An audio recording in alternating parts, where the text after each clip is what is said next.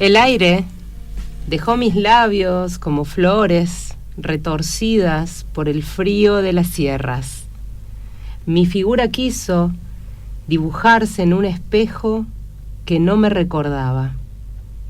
La piel existe para tener memoria, con la migración de todos los pájaros que volaron de mi cuerpo, me hice.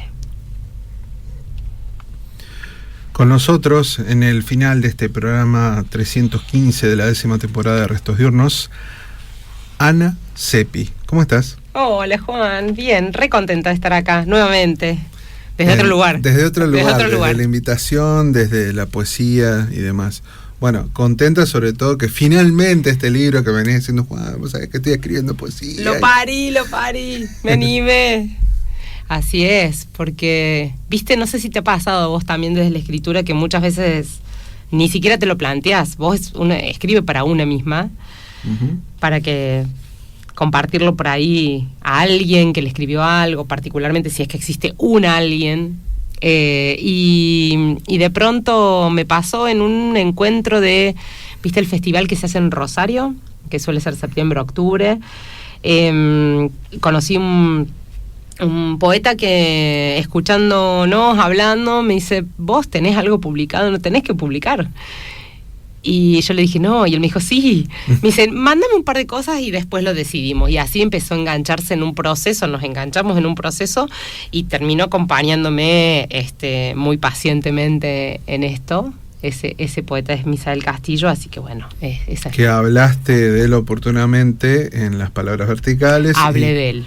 Hicimos un programa de Misael, ya publicado un montón desde ese momento también. Tuve la oportunidad también de conversar con él, de conocerlo el año pasado, exacto. Así que un amigo de la casa. Es un amigo, Misael. Así que yo, imagínate el placer hoy de poder presentarlo en el marco de la Feria del Libro de este año, fines de abril, en Buenos Aires. Misael está ya viviendo, radicado, es de Santa Fe, pero está radicado en Buenos Aires. Y entonces armamos una presentación así chiquita, casera, pero a la vez súper hermosa y sentida con toda la gente anónima que andaba circulando y me presentó, charlamos, lloramos, brindamos, todas esas cosas que se hacen. Así que hermoso. Genial. Sí. Contame, Ana, me voy a ir muy atrás, ¿no? Quiero saber si la poesía siempre habitó en vos, si siempre te animaste a esbozar versos y cuestiones ahí poéticas, si las lecturas también te acompañaban en ese sentido.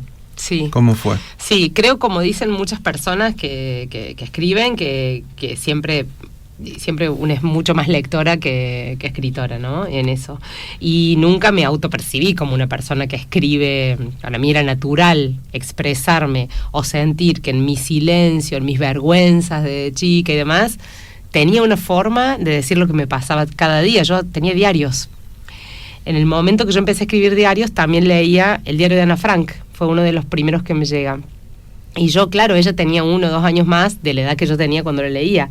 Yo decía, ella no puede la historia de su vida. Y encima, cómo escribe, para mí fue una cosa decir, si en ese contexto de encierro, de holocausto, digamos, de ella está escribiendo este diario a riesgo de todo, a ver, ¿no? O sea, y ahí el vínculo de la escritura con una cuestión fuerte así, histórica, un proceso, y en una familia que no tenían otras que estar, digamos, ahí encerrada, digamos. Yo creo que ella hubiera escrito de todas maneras, aunque no esté encerrada, como una forma de expresión. Yo siento que mi forma de expresión siempre fue desde la escritura, digamos. Siempre me acompañó algo que lo hice muy tímidamente, que nadie supo hasta mucho tiempo después. Ni siquiera yo era consciente. Yo cuando empecé a ver nomás acumulados cuadernos, cositas, servilletas, cosas dando vueltas, dije, anotadores, yo escribo hace un montón de tiempo, en definitiva. Y es una forma, pero viste que en reconocerse el propio camino, es rarísimo. Porque cuando yo después estudié comunicación, como es mi base, digamos, de formación, y ya me puse en ese canal, no estaba conectando con esto otro. Ahora recién, digamos, por circunstancias de la vida, por cuestiones que retomo en una conciencia de empezar a mostrar y decir, en definitiva, yo siempre miré la vida poéticamente. Eso es lo que siento, en realidad, que es un sentir poético. Es una manera. Digamos, como hay gente que siente rock and roll y su vida es rock and roll y vivencias. Bueno, la mía es poética. Mi forma es poética. Es ir a una cuestión de la sensibilidad, de la percepción de los distintos sentidos, de la escucha, del dejar que algo habite adentro mío y ver qué pasa con eso que habita, lo lindo, lo feo, todo el silencio, ¿no? Ver qué pasa, leerme de esas cosas que cuando yo era chica, digo, en definitiva, a veces hasta siento que hay una línea de que siempre dije lo mismo, o siempre busqué decir lo mismo. Y eso es bien fuerte en el proceso de autoconocimiento, que me parece que es el proceso de quienes escribimos, abordamos, afrontamos.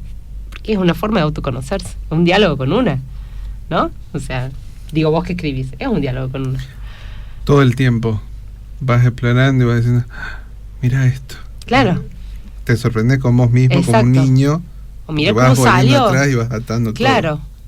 Por eso es medio esta cuestión más forzada cuando hay gente que dice esto para quién lo escribiste, o esto qué te pasó que escribiste, o esto querer como colocarlo en un lugar de que entonces esto tiene que ver con esto, y no sigue esa lógica lineal, y además no es que alguien detonó, a lo mejor hubo algún suceso que hizo que vos conectaras tu caminito, pero es un camino, es una trama, no es un hecho, no es para una persona.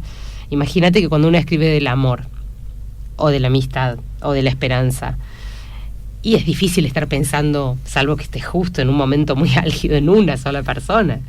Son todas esas vivencias que nos constituyen, que me hacen a mí posicionarme en un lugar respecto al amor. Entonces, luego transmitir eso, bueno, ya es otro pasaje, y luego que eso llegue a gente, y luego que eso sensibilice a gente, ¿o no? Es un montón. Entonces, bueno, a mí esto que provoca la lectura en voz alta, que también es otra forma de que llegue el libro, ¿no? A mí siempre me gustó hacer lectura en voz alta, la radio, la voz, el micrófono.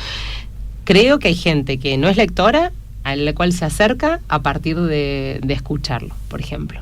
Y eso a mí me parece bien interesante, porque también hay una voz de la persona que escribe que no está en el libro solamente, o sea, sí hay una voz ahí, pero cuando la voz, ojo, que es una trampa también, ¿no? En la poesía, sí, es una percepción personal, sí, de que sí, muchas veces está ese poeta que por ahí para decir no es muy bueno, pero vos lo lees y te vuela la cabeza. Bueno, también pasa mucho. A mí me pasan los encuentros que se hacen rondas de lectura con gente que yo voy a escuchar porque me encanta de leerla. Y después cuando lo escucho se cae, por decirlo de alguna manera, y viceversa también, digamos, gente que es súper oradora o histriónica, o casi hace una obra de teatro de un poema, y el poema en sí, pues, ahí, ¿no? Entonces, pero también hay una cuestión también de lo que implica esto de que nos gusta, no nos gusta, es amplísimo. Básicamente una tiene el impulso, me parece, de escribir, porque siente escribir, siente pasar a palabra esto que las palabras en realidad igual tampoco nunca alcanzan, ¿no?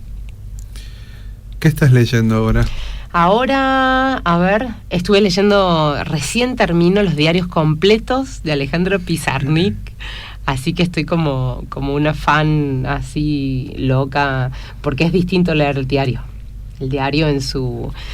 es una cosa, estoy descubriéndola. Así que ha sido alucinante. Terminé algunos libros que estuve también abordando algo de la Tere Andrueto. Justamente se lo acerqué el librito el otro día y entonces también me provocó acercarme más a algunas cosas de ella que no conocía. Hay una biblioteca en Unquillo donde yo vivo que cambió su nombre para poner el nombre de Tere Andrueto, que era Sarmiento.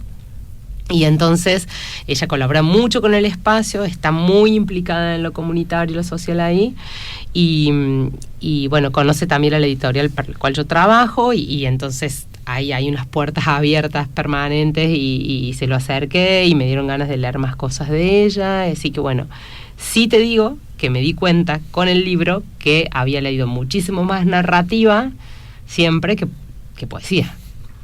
Y empecé a escarbar dentro de la gente que escribe narrativa y me interesa, bueno, a ver qué escribieron de poesía. ¿Escribieron poesía? ¿Empezaron? ¿Todos empieza por poesía?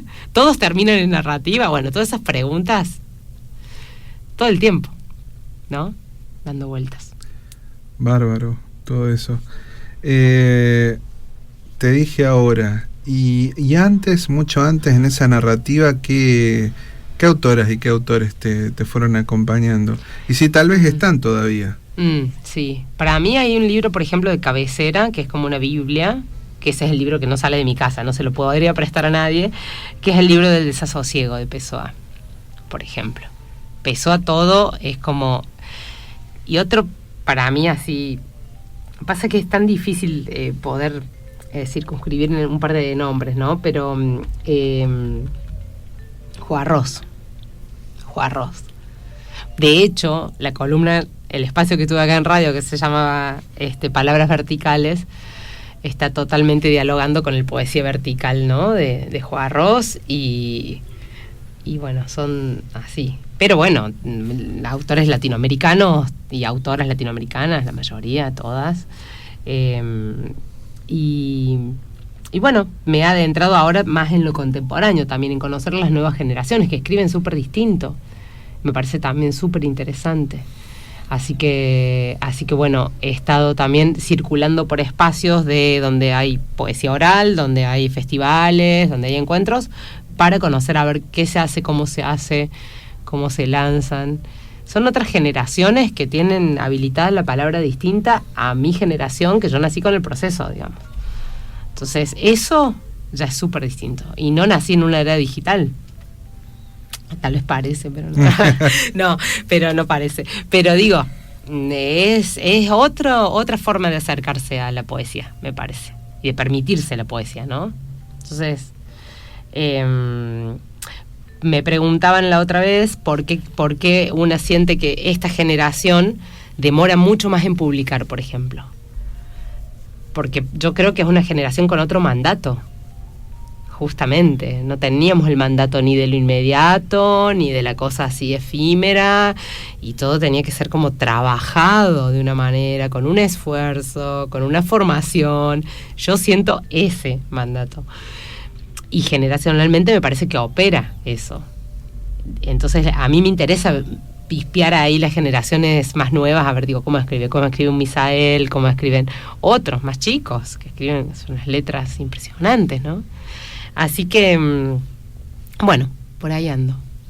Por ahí andás, por ahí estás.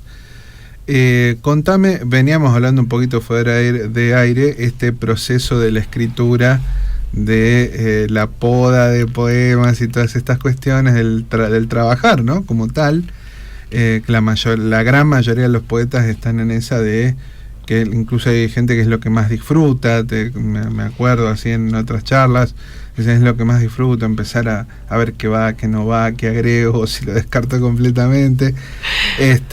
Contame cómo te fue con eso y qué hiciste ahora al respecto después del libro, después de que esté publicado.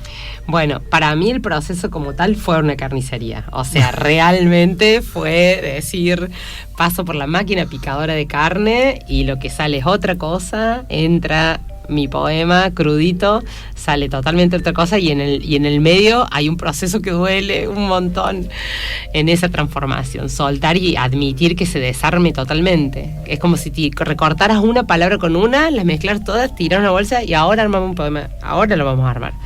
Así sentí que pasaba con cada uno y decía, nunca voy a llegar a completar un libro.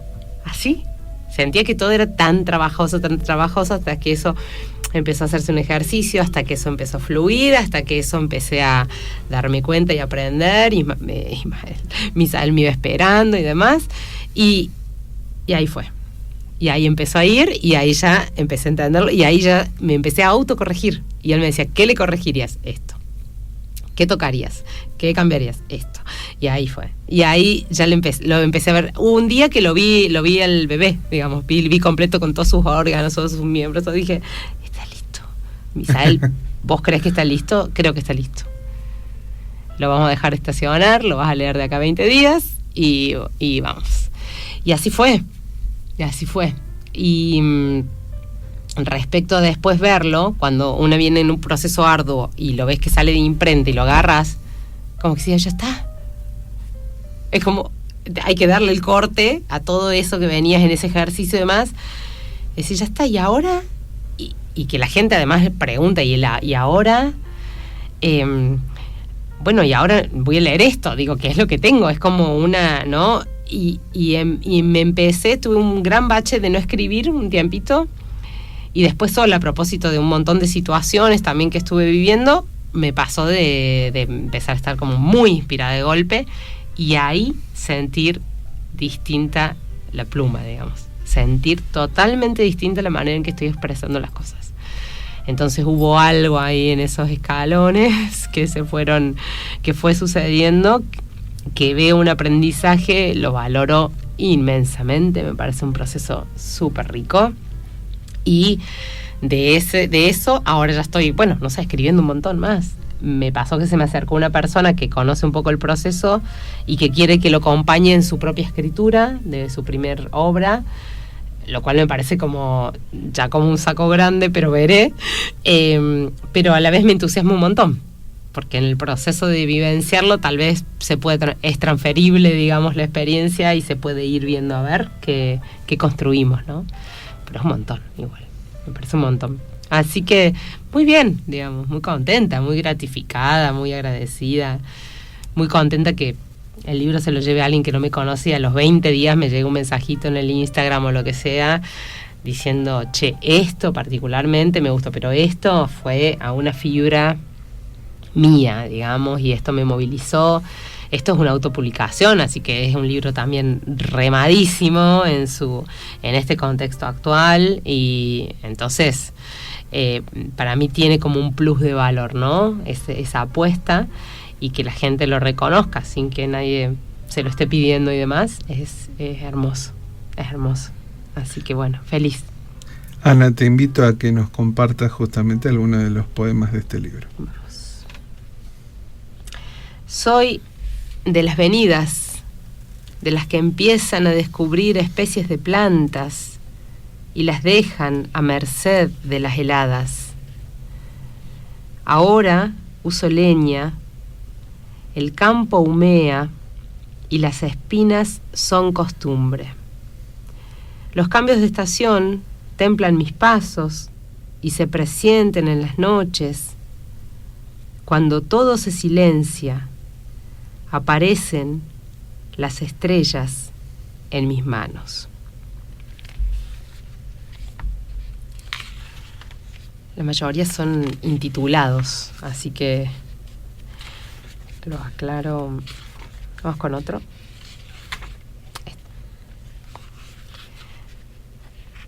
Hablamos de un río que corre como el viento norte que arrasa. Cuando llovizna, en esta tierra las ventanas callan. El lugar es algo que no nos enseñaron. ¿Uno más?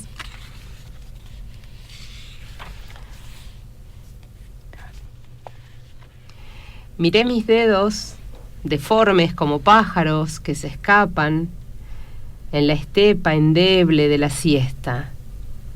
Asomé a la risa de la gente como un perro. Volví a mi habitación a escribir un diario hambriento. El tiempo se fue sin saber lo que hizo para hacerme olvidar. Con nosotros, Ana Seppi, compartiendo poesía y una charla, por supuesto. Ana, las dos últimas preguntas para cerrar esta charla tienen que ver, primero, esta es mi pregunta ansiosa, es decir, si estás ya trabajando algo nuevo o no, si estás escribiendo pensando en un nuevo poemario o falta para eso. Y lo último es, por supuesto, ¿dónde podemos conseguir este libro? Bueno, buenísimo.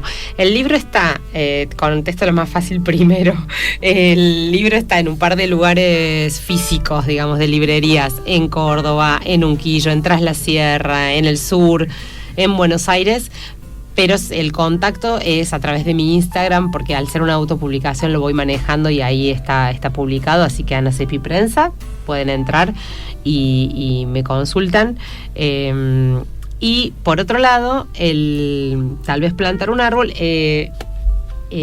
tuvo, digamos, un hilo y un proceso que, esto que te contaba, un poco entre azaroso y fue encauzándose, y ahora ya estoy escribiendo un corpus de algo, pero todavía no lo estoy mirando como poemario, ni estoy planteándome de antemano determinada columna vertebral. No estoy todavía en eso, sí escribiendo bastante, dejando, ¿no?, que fluya bastante. Si te parece, puedo leer el que da el título al libro para cerrar y agradecerte. Mi voz no da más porque estoy muy alergiosa, así que toda la gente me escucha con un tono totalmente distinto, así que gracias por la paciencia. Pero fue tremendo venir, porque estoy hace un par de días en cama, Juani. Así que... Bueno, entonces antes justamente agradecerte que hayas venido, no obstante toda la cuestión de salud, así que muchas gracias por haber estado, por haber compartido una vez más aquí en Restos Diurnos. Y ahora sí, entonces, te invito a que cierres esta charla con el poema que vos quieras. Muchas gracias, dale. Tal vez plantar un árbol. Tengo un pico en la mano, me rodea mi patio, no puedo escapar. Le doy a la tierra, a un tronco, mi rabia. Sigo cavando. La impotencia es una puerta que no para de crujir. Las partidas suceden después de todo, como aquel día que de un carro cayó mi pico y me pregunté, ¿para qué querría yo tal cosa?